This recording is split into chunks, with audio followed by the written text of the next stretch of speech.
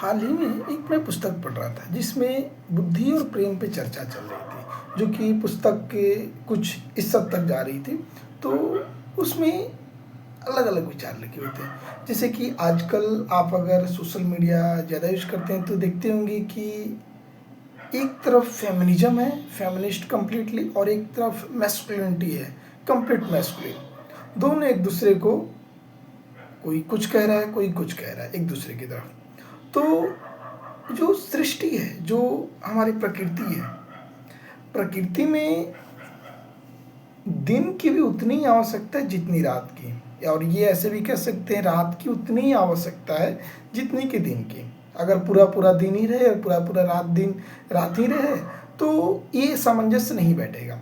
तो उसी तरीके जैसे अगर मान के चलें आप, कि ऐसा मान के चलते हैं कि हम अपनी पूरी सृष्टि से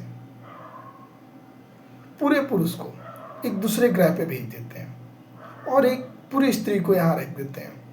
तो आप सोच के देखिए, क्या एक सही पैमाने में, सही मायने में एक अच्छी प्रकृति, एक कंप्लीट, और जो सिंबॉलिकली होता है, और एक सिंक्रोनाइजेशन में मतलब एक जो म्यूजिक होता है स्त्री और पुरुष का, क्या वो बन पाएगा?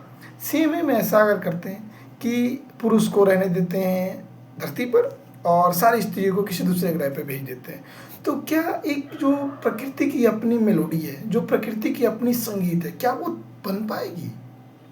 तो हम ये देखना चाहिए कि दोनों अपनी अपनी जगहों पर बेहतर हो पाए। अपने अपने पैमाने उनके हो सकते हैं। कहीं स्त्रियां बेहतर होंगी, कहीं पुरुष बेहतर होंगे, कहीं दोनों बराबर होंगे। तो ये पैमाने नहीं होने चाहिए कि अगर ये पुरुष कर रहा है तो स्त्री भी ये करनी चाहिए, या ये स्त्री कर रही हैं तो ये पुरुष भी करने चाहिए। दोनों के अपने अपने पैमाने हैं। अगर ऐसा नहीं होता तो दोनों एक जैसे होते हैं, या स्त्री पुरुष बनाने की कोई ज़रूरत ही नहीं होती। तो ये चीज़ें अगर एक्सट्रीम में जाए तो थोड़ी मेरे को लगता है बेतुकी हो जाती है, सही नहीं रहती। उसी तरीके से जब हम आगे इसमें बढ़ते हैं तो हर व्यक्ति के साथ जितने भी हमारे जो कंप्लीट जो यूनिवर्स सृष्टि है, माना जाता है कि हम एक दूसरे से कनेक्टेड है, और आई थिंक एनर्जी है तो कनेक्टेड है ही। तो जब हम एक दूसरे से किसी से प्रेम करते हैं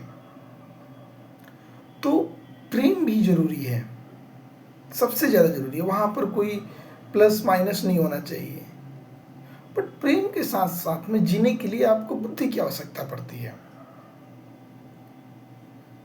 तो प्रेम और बुद्धि जीने के लिए, प्रेम करने के लिए एक व्यक्ति के साथ, किसी भी व्यक्ति के साथ एक दूसरे के पूरक हैं। उसी तरीके से स्त्री और पुरुष एक दूसरे के पूरक हैं, और प्रेम और बुद्धि दोनों जो एक दूसरे के पूरक हैं। तो मेरा यही मानना है कि कोशिश ये होनी चाहिए एक दूसरे का हाथ बटाएं और आगे बढ़ते रहना चाहिए।